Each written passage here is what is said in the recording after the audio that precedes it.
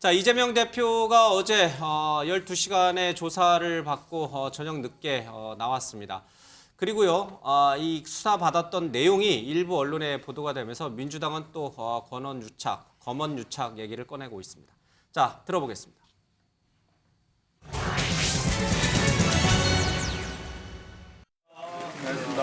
앞에 나왔다고 소리를 남기는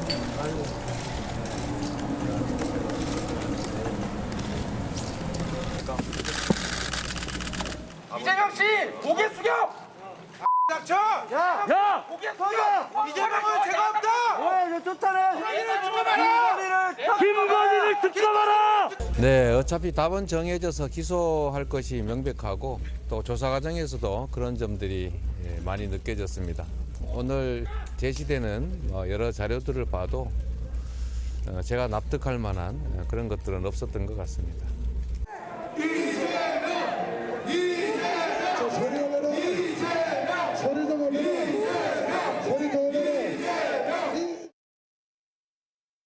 예, 들어갈 때는 200m를 걸어서 15분 동안 걸어서 갔고요. 그리고 14분에 연설을 했습니다. 그리고 12시간의 조사를 받고 나왔습니다. 자, 어제 있었던 긴 하루의 내용입니다. 그런데 검찰 조사 단계에서 이재명 대표가 어떤 식으로 답변을 했는지 그 내용이 일부 언론에 보도가 됐습니다.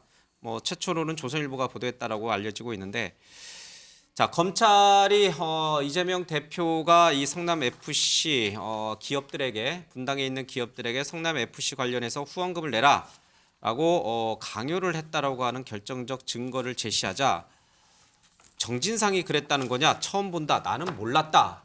이제 이 얘기를 했다고 합니다. 그 외의 것에 대해서는 이 진술서를 가지고 가서 그 진술서로 가름한다, 이런 식으로 이제 사실상 묵비권을 행사했고, 이 결정적 자료와 관련해서는 나는 모르는 일이다, 정진상이 그랬다는 거냐, 이렇게 반문했다는 얘기가 일부 언론에 보도가 됐습니다.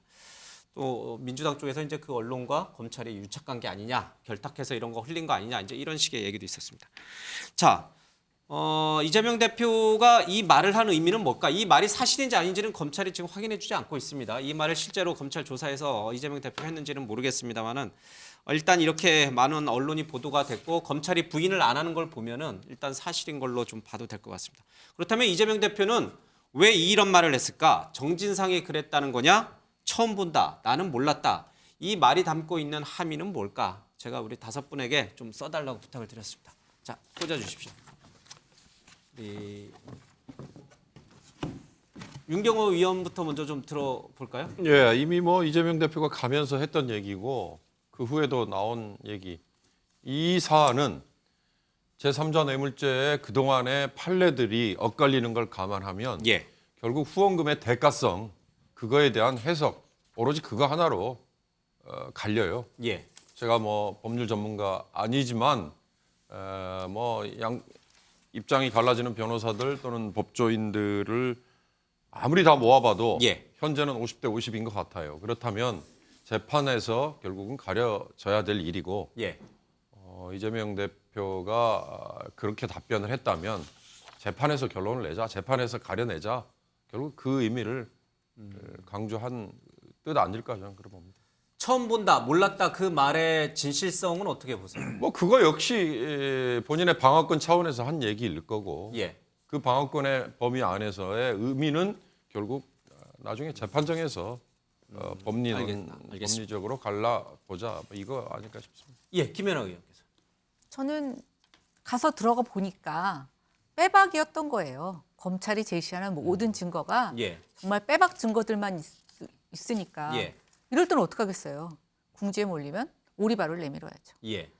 이재명 대표의 어떤 누구를 기억하지 못한다, 모른다 한두 번이 아닙니다. 저는 저 발언에 진실성이 있다고 생각되지는 않고요. 예. 결국은 정진상이 했다는 것이냐, 그러면 여기에도 저는 그런 의문을 갖고 싶은데, 정진상 씨가 시장이었습니까? 이런 무책임한 발언이 어디 있어요? 그럼 당시에 성남시 정책비서관이었죠. 그러니까 정진상이 했는데 자기 몰랐다는 거 아니에요. 정진상이 만약에 했다고 하더라도 그러면 저는 그건 더 큰 죄죠. 시장으로서 자기 역할을 하지 못한 겁니다. 예. 네, 그래서 저는 뭐 100% 일종의 오리발이라고 보고 있고요. 예. 지금 상황에서는 어떻게 하겠습니까? 오죽하면 예. 6장짜리 답변서 준비해 놓고 나서 거의 말을 하지 않았다는 거죠. 그러놓고서는 기소는 정해졌다라고 언론 플레이하고 있지 않습니까? 저는 결국 그 얘기는 들어가서 보니 빼도 박도 못하게 증거를 많이 갖고 있더라 이렇게 들렸습니다. 알겠습니다. 예, 우리 신 의원. 예, 이거는 뭐냐면 이재명 대표가 허를 찔린 겁니다. 그러니까 A4 용지 6장 입장문을 내고 예. 사실상의 진술 거부를 하면서 그 진술서 6장 낸 걸로 가름해 달라. 그러면서 오후 동아일보 보도에 따르면 난 무슨 일 있어도 오후 6시에는 예. 나가야 될 것 같다. 예. 그렇게 얘기를 했는데 검찰이 이제 비장의 한 수를 둔 거죠. 이거 보면은 그 제출한 그 입장문 보면은 그 광고를 유치한 것과 그 기업에 뭔가 성남시가 행정을 해준 게 인허가를 해준 게. 인허가 해준 게 연관성이 없다 하는 게 별개라는 이제 거죠. 예. 별개니까 왜 자꾸만 그 두 개를 엮느냐 이거 아닙니까? 그런데 지금 우리 김연아 의원 빼박 증거 얘기했는데 예. 정진상 씨가 뭐 분신이자 복심인 정진상 씨가 네이버 측에 네이버는 거기서 제2사업 본인들 원하는 대로 다 지었잖아요. 그래서 성남시가 네이버 측에 요구하는 그거를 쭉 정리한 문건을 이제 제시를 한 거죠. 예. 그때 이제 이재명 대표가 좀 흔들린 것 같아요. 제 예상컨대는 흔들리고 그러면서 나온 얘기가 정진상이 그랬다는 거냐. 처음 본다, 몰랐다, 믿기지가 않는다. 그러면 이거 정진상이 했을 리가 없다. 이렇게는 얘기 안 한 거 아닙니까? 예. 그러니까 정진상이 작성한 거 자체를 부정한 건 아니란 말이에요. 예. 그렇다면 이제 최후의 뭐는 뭐냐? 정진상 선에서 꼬리 자르자. 정진상 선에서 꼬리 자르자. 예. 그러니까 진상아, 네가 다 알아서 책임져라. 그 얘기죠. 그러나 검찰은 이런 언론 보도를 보면은 이재명 대표가 정진상 당시 정책비서관을 통해서 세부 사항들을 다 보고받고 알고 있었다라고 하는 그런 증거도 검찰이 갖고 있다라는 얘기가 흘러나오고 있습니다. 어쨌든 이재명 대표는 관련한 의혹들에 대해서 몰랐다. 그리고 정진상이 그랬다는 것이냐라고 이제 반문했다고 합니다. 자, 양측 그러니까 정진상 실장이 아닌 이재명 대표가 주장하는 바와 검찰의 입장을 조금 하나 저희들이 좀 정리를 했습니다. 좀 화면에 잠깐 보여주시면 얘기를 해야 될 것 같습니다. 성남FC 운영 방식과 관련해서 이재명 대표는 이 구단 대표가 독립적으로 운영을 하고 성남시장은 관여할 수가 없다. 이제 이런 얘기를 좀 하고 있습니다. 근데 검찰은 이재명 시장이 정진상 사실상의 구단주 역할을 했던 정진상 씨를 통해서 실적 경영을 했다. 이렇게 얘기를 하고 있습니다. 6개 기업의 민원 해결과 관련해서는 이제 방금 우리 신원 얘기하신 것처럼 성남FC 광고와 이들 기업의 인허가는 무관하다. 이렇게 얘기를 하고 있고 이 검찰에서는 제3자 뇌물 공여가 맞다. 이렇게 주장하고 있습니다. 후원금 마찬가지입니다. 후원금의 대가성인데 이 후원금이라고 이재명 대표는 인정하지 않고 있습니다. 광고라고 얘기를 하고 있고 그 사이에 그 기업들의 후원금, 광고에 대해서 자신이 사적 이익을 취한 바가 없다. 이렇게 됐고 모든 것들은 다 구단 경비로 지출됐기 때문에 자신은 깨끗하다. 이렇게 얘기를 하고 있습니다. 검찰은 마찬가지로 이것도 제3자 뇌물에 해당한다고 보고 있죠. 표적 수사 관련해서도 검찰과 이재명 대표의 주장이 팽팽히 맞습니다. 무혐의 처분한 사건을 다시 끄집어냈다. 이게 이재명 대표 측이고 검찰은 무혐의 처분을 내린 적이 없다. 이거는 경찰에서 그냥 불송치된 사건이지 끝난 사건이 아니었다. 이렇게 이제 맞서고 있습니다.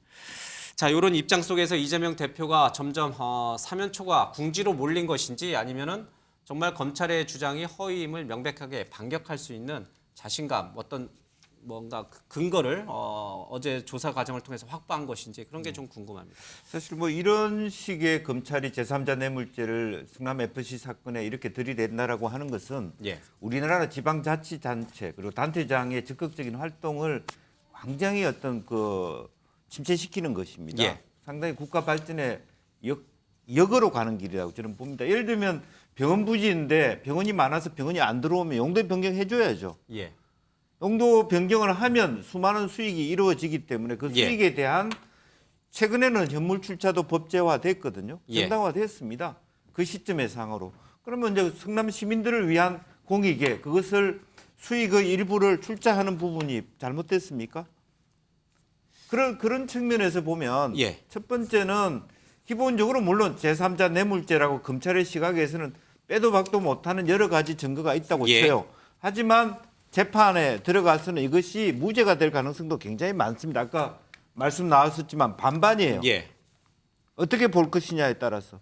다만 그렇기 때문에 이 부분에 대한 보완한 것이 김용과 정진상의 개인적 비리 예. 그런 것을 단 일체 공동체니까 이재명이 시킨 것이다라고 할 수밖에 없어요, 검찰은. 그렇기 때문에 지금 예. 넘버 2의 버전은 이미 이재명 대표가 생각했던 문제의식이에요, 검찰이 들이미는 것이. 검찰이 이제 이게 언론 보도라서 사실은 이제 얘기를 할 수밖에 없나요? 예, 좀 조심스럽긴 합니다만은 지금 언론 보도상에서 저도 언론 보도를 통해서 봤습니다만은 이재명 당시 시장과 민주당의 중진 의원 그리고 두산건설의 관계자가 같이 식사를 했습니다. 이 네. 자리에서 두산건설 관계자가 병원 부지 용도 변경을 좀 신청 좀 했으면 좋겠다. 네. 어렵다. 이런 얘기를 전했고 그 식사 자리가 끝난 이후에 정진상 비서관 당시 정책비서관으로부터 두산 쪽 관계자에게 전화가 왔습니다. 뭐 용도 변경이 필요한 것이냐? 뭐 그러면 어떻게 하라라고 하는 내용을 검찰이 확실하게 증거로 갖고 있다. 이게 이제 언론 보도상에 나온 제가 얘기예요. 앵커한테 드리고 싶은 건 예. 그게 잘못됐습니까? 병원 부지인데 병원이 안 들어오면 평생 수십 년 동안 그 땅을 그냥 공투로 황폐화시켜야 되냐고. 그거와 그 이후에 정진상 그 당연히 비서관이 그렇게 할 수 있죠. 왜? 그러면 성남 FC의 그 땅의 용도 변경이 예. 되면 당연히 수많은 특혜가 될 텐데 그건 왜 그거다. 당신에게만 특혜를 줄 것이냐. 거기에 대한 베네핏은 분명히 다 모든 것이 다 했습니다. 제가 부시장 때도 마곡 개발할 때도 그랬고요. LG를 다 넣고 할 때도 그에 대한 뭘 해줄 것인데에 대한 논의는 있어 왔고요. 그거는 문제가 없다. 문제 없죠. 근데 그 예를 이후에 들면 정진상 비서관이 지금 광고비 관련해서 현대자동차가 미국의 알라바마 공장 들어갈 때 공장 다 만들고 땅 다 닦아주고 일부를 받았습니다. 조지아 주에 기아 자동차 들어갈 때 상당히 많은 특혜를 줘. 왜 그랬습니까? 지역사회 발전과 일자리 창출이라는 게 있는 거예요. 예. 용도 변경만 가지고 특혜라고 하는 것이 아니라 성남시가 갖고 있는 대기업의 유치, 예. 지역 발전 알겠습니다. 그런 공익적인 부분을 왜 기여하죠? 그것 자체도 개인적으로 정치적 이익이라고 검찰은 쏘아붙이는데 성남시 입장에서 이게 반대할 일이냐? 그러면 이재명 대표 측 주장과 마찬가지로 우리 김영주 의원께서도 그렇게 병원 부지 용도 변경은 절차상의 행정상의 인허가 과정의 결정일 뿐이고 그 이후에 두산이 정진상 쪽에서 아무런 요청이 없었는데 50억이라고 하는 그 광고비를 성남 FC에 줬다 이렇게 보시는 거죠. 아니 서로 간에 교류를 해볼 수 있죠. 그거는 공식적으로 그렇게 되어 있습니다. 더군다나 제가 문제 삼는 것은 예. 검찰이 시금고조차도 문제 삼았어요. 모든 지자체가 다 하고 있는 서울시도 알겠습니다. 시금고 다 그만큼의 이익을 주기 때문에 이익 안 주는데 돈 주는 사람이 어디 있습니까? 예, 혹시 반론 필수? 근데 예. 제가 팩트 하나만 좀 이재명 대표가 성남시장을 언제부터 언제까지 했죠? 2010년부터 2018년까지 예. 8년 했습니다.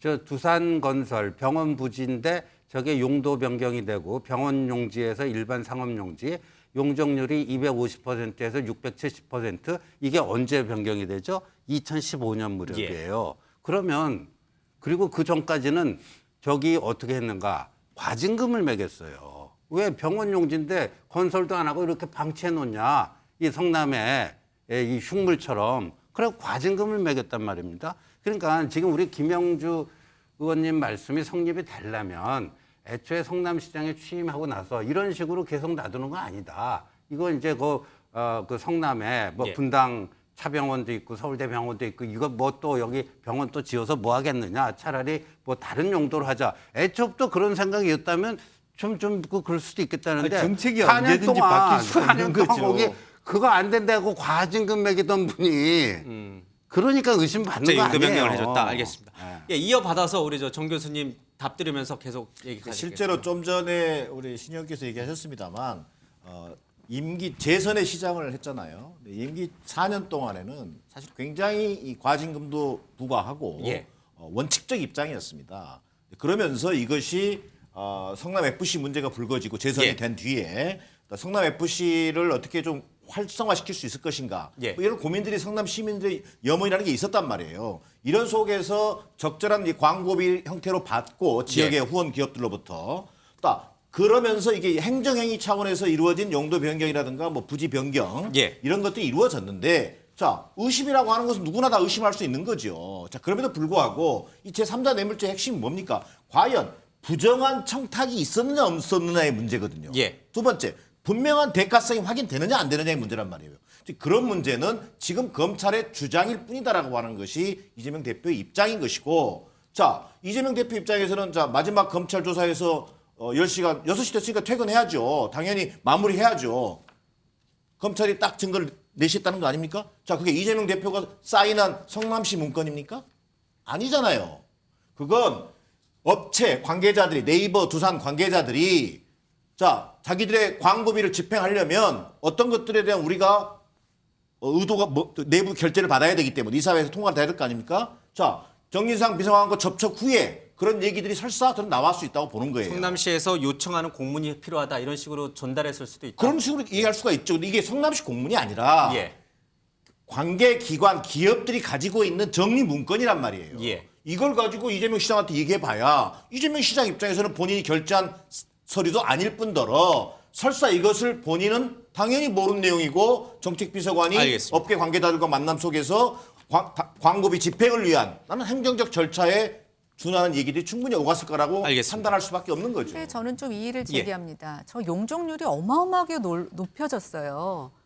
그리고 엄청난 재산상의 이익이 있습니다. 두산건설한테. 근데 왜 30억만 받습니까?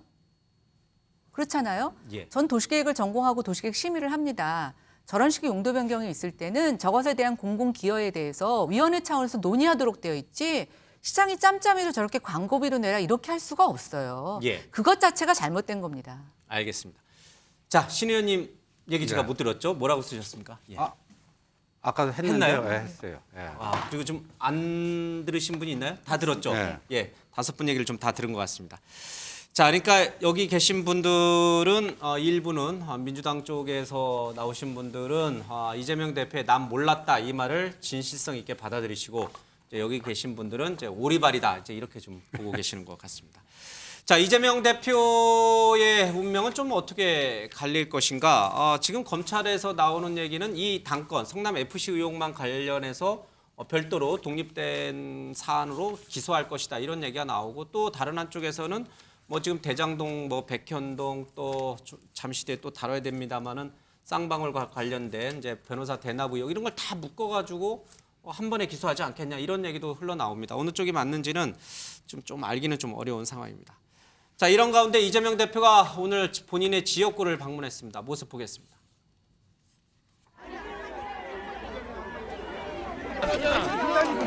밀지 마세요.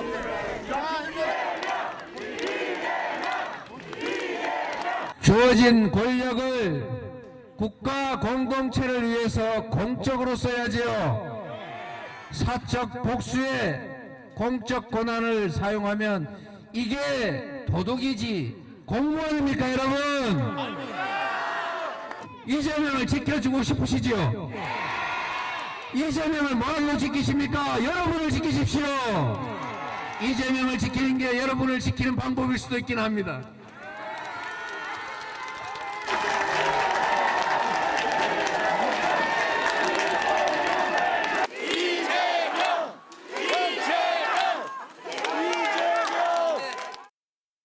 예, 문득 드는 생각이 김건희 여사가 저기 인천을 가고 이재명 대표가 대구 서문시장을 오늘 갔으면 어떤 일이 너무 정치를 희화하나요? 예, 어쨌든 본인들이 가장 믿고 의지할 수 있는 곳, 그렇죠? 어려울 때 힘이 되어줄 수 있는 곳을 찾아가는 것은 정치인들의 기본 생리인 것 같습니다. 당내에서는 굉장히 좀 뭐랄까 이렇게 상반된 시각이 존재하는 모양입니다. 어제 의원들 많이 이제 간 거에 대해서 뭐 좋게 보는 분도 계시고 너무 우르르 몰려간 거 아니냐 이렇게 또 부정적인데 윤경호 의원께서는 어떻게 보셨어요? 한 40여 명, 한 50여 명 정도의 현역 의원들이 동반했고 조사가 끝날 때까지 일부 의원들은 계속 지키고 있었어요. 어떻게 보십니까? 현역 당 대표인 한은 예, 혼자 가면 더 이상 하지 않았을까 싶어요. 사법 리스크라는 걸로 인해서 이재명 의원이 예, 당대표에 나왔을 때 이게 문제될 것 같으니까 표를 주지 않겠다라고 해서 이미 걸러냈으면 예. 이런 시비는 더 이상 벌어질 리 없는 거고 그냥 개인의 이 문제에 국한되는 건데 예, 민주당 내에서 그걸 뻔히 알면서도 비교적 높은 지지율로 당대표로 뽑아줬고 예, 그다음에 검찰이 수사를 옥죄 올 때 당내에서 아니면 당 밖에서 대표직을 내려놓는 게 예. 맞는 거 아니냐라는 말이 나왔는데도 그냥 개의치 않고 계속 갔어요. 예. 그래서 결국 검찰 포토라인에 설 때 저 시점에는 제1야당의 대표로서 피의자 신분으로 검찰 청사에 불려간 건 헌정사상 처음이다. 이렇게까지 의미부여를 했잖아요. 그런 한은 당의 지도부 아니면 다른 뭐 당 소속 의원들이 저렇게 함께 가는 건 불가피한 일이 아니었을까 저는 그런 생각이 들었습니다. 어떻게 보셨습니까? 근데 뭐 그거는 뭐 자유죠. 뭐 선택의 자유가 있는 거고요. 뭐 저 혼자 가야 된다, 또 여러 명 같이 가야 된다, 예. 뭐 정해진 게 뭐가 있겠습니까? 본인들이 하고 싶은 대로 하면 되는 건데. 예. 저는 이렇게 봐요. 물론 또 뭐 저 같은 사람이 보니까 또 삐딱하게 볼 수밖에 없는데요. 예. 근데 저게 어떤 효과를 냈을까? 그 현역 의원 41명이 같이 동참해서 거의 이제 정치성 행사를 예. 조사받기 전에 이렇게 한 게 검찰에 대한 어떤 무언의 압력을 가해서 검찰 수사의 칼날을 좀 무디게 만들었을까? 예. 저는 오히려 거꾸로라고 생각하거든요. 위축되지 않았을 거라고 보시는군요. 위축되지 않고 저 정도 가지고는요, 정상적인 검사라면 오히려 더 전투 의지를 더 불태워주는 예. 뭐 그런 게 있었을 것이고요.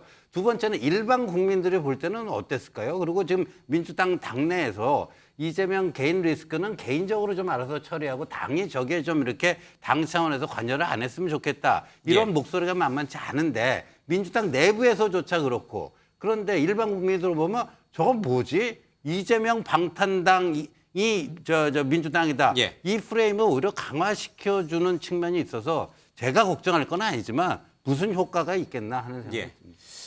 일각에서는 이재명 대표에 대해서 검찰이 구속영장을 청구할 것이다. 그러면 현역 의원이니까 이제 체포동의안이 이제 국회로 넘어오고 이제 임시국회가 열리면은 그 임시국회가 결국은 또 방탄국회가 될 것이다.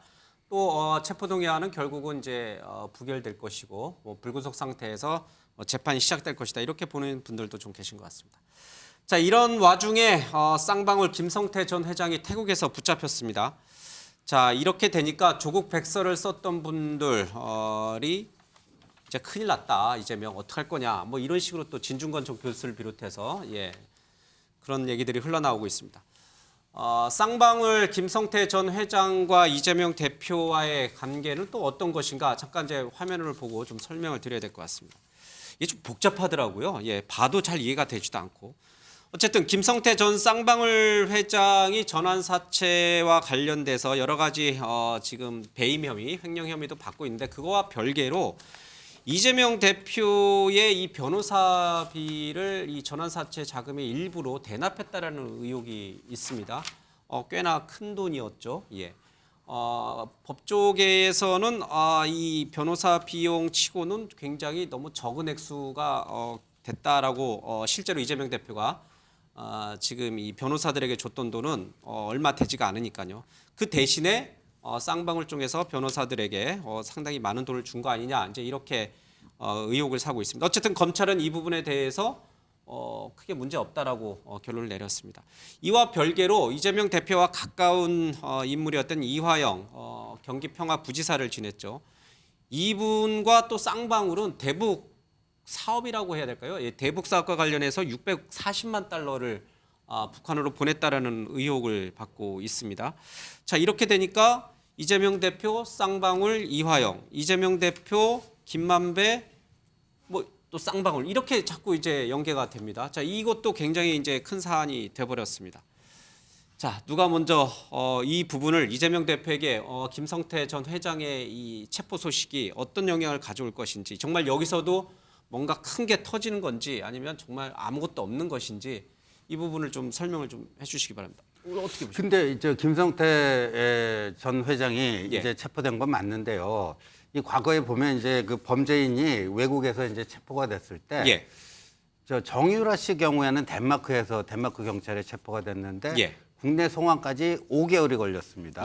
그다음에 그 세월호 그 선주였던 유병원 씨 딸 유섬나 씨 프랑스 경찰에 잡혔는데 3년이 걸렸어요. 그러니까 이게 좀 고무줄입니다. 고무줄인데 근데 지난달에 저 김성태 저 오너의 뭐 매제인가 처남인가 그러면서 쌍방울의 금고지기 역할을 하던 사람이 태국 어디서 잡혔죠? 파타야인가 어디서 잡혔잖아요.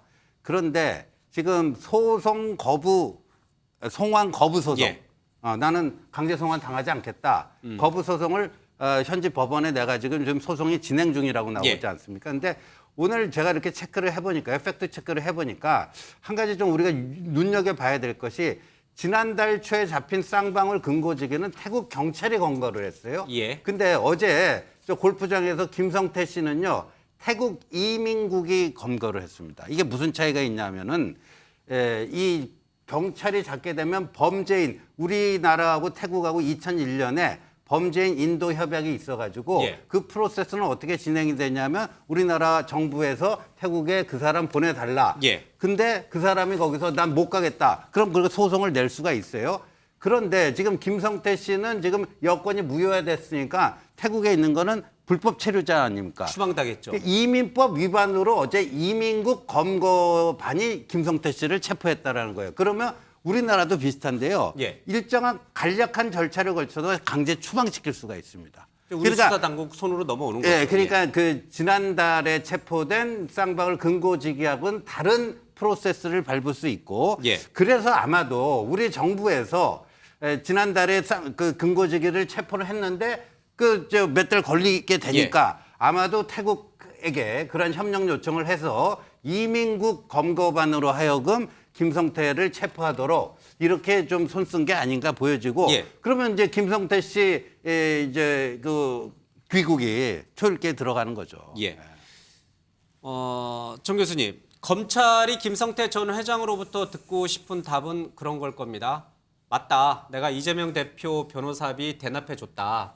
뭐 이재명 대표는 변호사에게 3억밖에 주지 않았다라고 밝혔지만 사실은 뒤에서 내가 전환 사채를 통해 가지고 현금을 마련해 가지고 그거를 변호사들에게 수십억을 줬다.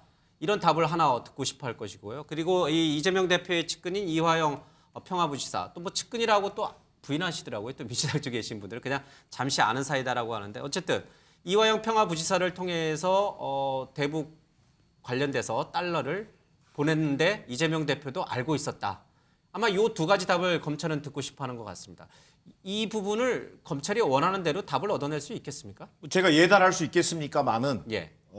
지금까지 나온 정황적인 어떤 뭐 판단 예. 이걸 기초한다면 저는 검찰이 유의미한 답을 김성태 전 회장으로부터 들을 수는 없을 거다. 둘 다. 둘 다. 예. 자, 그럼 문제는 뭐냐? 결국 검찰이 법리와 원칙에 의해서 입증하는 수밖에 없다는 생각이 들어요. 예. 자, 지금 제기되고 있는 변호사비 대납 사건 같은 경우도 자, 변호사비 대납 의혹이죠. 근데 저는 어떻게 쌍방울의 소위 김성태 전 회장과 이재명 후보가 연결되는지 저 도저히 연결고리를 이해할 수가 없어요. 그 쌍방울에 있던 사회이사가 그 변호사 역할을 했었다. 그거 외에는 지금 현재 드러난 사실이 없는 거예요. 그 전환사채 과정에서 그 비용이 어떻게 이게 변호사로 쓰였는지에 대한 연결고리를 아직까지 검찰이 명백하게 제시한 적이 없다. 예. 그리고 이화영 전 부지사 지금 현재 구속 상태입니다만 예. 이화영 부지사도 사실상 당내에서 이재명 측근이 아니라고 하는 이유는 뭐냐면 예. 원래 이해찬 의원의 뭐 소위 이제 참모 출신인 거죠. 또 이상수 의원의 보좌관 출신이긴 예. 한데 이화영 의원은 이해찬 계보의 어떤 사람들을 받는 과정에서 그 상징성으로 경기도지사에 갔던 것이고, 이화영 부지사가 이른바 대북 송금 관련해서 대북 사업과 관련된 여러 가지 일들을 쌍방울하고 진행해온 건 사실이다. 그거랑 이재명 대표는 무관하다. 좀 다른 차원의 문제인 알겠습니다. 것 같다. 그렇다면 결국 대북 송금 의혹과 관련해서 또 어떤 연결고리가 발견될지 그 부분에 대해서는 좀 나름대로 좀 지켜볼 필요가 있겠다라는 게 제 생각입니다. 그럼 진중권 전 교수가 이제 이재명 대표 큰일 났다 이렇게 말하는 거는 좀 오버하신 거고요. 저는 근거를 보기는 좀 어렵다는 거예요. 알겠습니다. 자, 변호사비 대납, 쌍방울 이 연결고리 외에는 아무것도 얘기하는 게 없어요. 알겠습니다. 이제 공교롭게도 근데 김만배 씨가 이 좀 그 조사를 받고 나왔을 때 풀려났을 때 이 헬멧맨이라고 해가지고 오토바이 타고 나타난 분 있잖아요. 이제 김만배 씨 데려간 그분 이제 최우양 전 쌍방울 부회장인데 이분도 하필 또 쌍방울이에요, 그렇죠? 그러니까 이게 쌍방울과 관련된 분들이 참 많습니다. 김만배 씨 또 이재명 대표 이게 우연의 일치인지 이제 앞으로 검찰이 풀어낼 숙제인 것 같습니다.